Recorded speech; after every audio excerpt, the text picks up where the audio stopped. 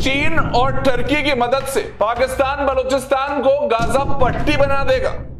पाकिस्तान ने आतंक के सहारे बलूचिस्तान को कुचलने की एक साजिश बना ली और अगर ऐसा हुआ तो क्या बलूचिस्तान का अस्तित्व मिट जाएगा? आतंकियों के साथ मिलकर पाकिस्तान की इस प्लानिंग को आपको समझाता हूं। अब जब पाकिस्तान की फौज बलूचों से रोजाना हारती है तो अब उसने बंदूकें छोड़ दी है, पाक आर्मी नजर नहीं आती है और अब पाकिस्तान के इस वक्त जितने भी सरकारें हैं वो आतंकवादियों को किराए पर ले रही है। अब बलूचिस्तान के खिलाफ जंग पाकिस्तान की आर्मी नहीं लड़ रही है, ये लड़ाई लड़ रहा है दुनिया का सबसे खूंखार आतंकी संगठन ISIS, Islamic state Khorasan province. हां जी, ISIS अब पाकिस्तान की फौज बन चुका है क्योंकि बलूचिस्तान में BLA से पाक सेना तो लड़ नहीं पा रही थी।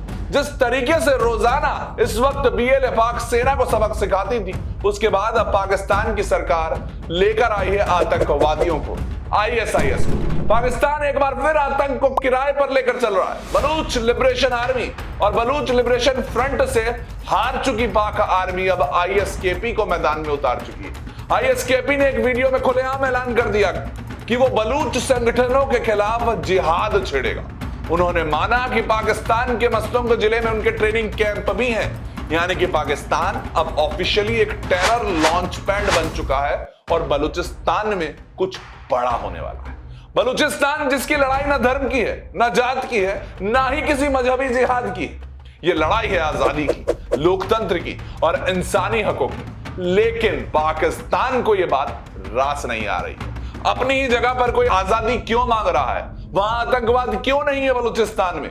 यही तो इस वक्त पाकिस्तान की इस वक्त जो सरकारें हैं उनको अच्छा नहीं लग रहा। उसे एक सेक्युलर सोच से डर लगता है और इसलिए अब उसने इस आंदोलन को इस्लामिक कट्टरपंथ कह दिया है, जो बलूचिस्तान अपनी आजादी घोषित कर चुका है, बता चुका है कि अब हम ये जो पाकिस्तान ने जितना उन्हें दबाया इतने सालों अब नहीं दबेंगे। तो अब इस वक्त इस्लामिक कट्टरपंथ को लेकर यहां पर पाकिस्तान ने बलूचिस्तान में एक बड़ी साजिश रची। पाकिस्तान की ISI अब कोई इंटेलिजेंस एजेंसी नहीं है, ये एक टेरर मैनेजमेंट कंपनी बन चुकी है और इसका इस वक्त पूरा ध्यान बलूचिस्तान की तरफ है। ISIS, लश्कर-ए-तैयबा, JEM और ISKP ये सब अब पाकिस्तानी स्टेट के आउटसोर्स आतंक बन चुके हैं। जब फौज हारने लगी तब आतंकी लॉन्च कर दिए पाकिस्तान। अब इस आतंकी खेल में पाकिस्तान अकेला नहीं है, समझिए चीन और टर्की भी मैदान में आ चुके हैं। चीन ISI को दे रहा है हाईटेक हथियार, सर्वेलेंस ड्रोन्स और मिसाइल सिस्टम। टर्की क्या दे रहा है? टर्की ड्रोन टेक्नोलॉजी और पॉलिटिकल सपोर्ट, क्योंकि उसकी कट्टरपंथी सरकार बलूच सेक्युलर आंदोलन को पसंद ही नहीं करती। यानी कि पाकिस्तान आतंकवादियों के साथ चीन और टर्की को भी लेकर अब बलूचिस्तान में घुस चुका। यानी अब बलूचिस्तान को घेरने की 3 तरफा साजिश चल रही। पाक की फौज, चीन की तकनीक और टर्की का इस्लामी एजेंडा।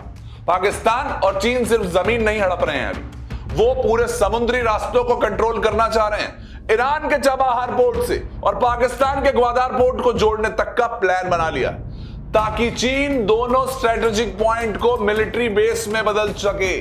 चीन के खिलाफ भी तो बलूचिस्तान लिबरेशन आर्मी इस वक्त लड़ने के लिए आई थी, क्योंकि बलूचिस्तान की जगह को पाकिस्तान बेच चुका था। और अगर ऐसा हुआ तो बलूचिस्तान का भूगोल, इतिहास और पहचान क्या तीनों मिट जाएंगे? क्योंकि स्थिति इस वक्त जो है वो सीरिया की भी याद दिला रही है। जब ISIS सीरिया में उभरा था, अमेरिका और यूरोप ने कुर्दों का साथ दिया, लेकिन बलूचिस्तान में ISIS को पाकिस्तान ने इनवाइट कर दिया है और दुनिया चुप है। ये एक चुप्पी एक दिन सबको महंगी पड़ेगी। पूरी दुनिया बलूचिस्तान की हालत देख रही है, लेकिन आज बलूचिस्तान में जो हो रहा है, अब पाकिस्तान ने जो एक साजिश रची वो बहुत खतरनाक है। बलूचिस्तान की लड़ाई अब सिर्फ आजादी की नहीं है, ये इंसानियत के आखिरी मोर्चों की लड़ाई बन चुकी है। और अगर आज ISIS की आर्मी बलूचिस्तान को कुचल देती है तो कल यही मॉडल आपके देश, आपके शहर, आपके भविष्य में दोहराया जाएगा।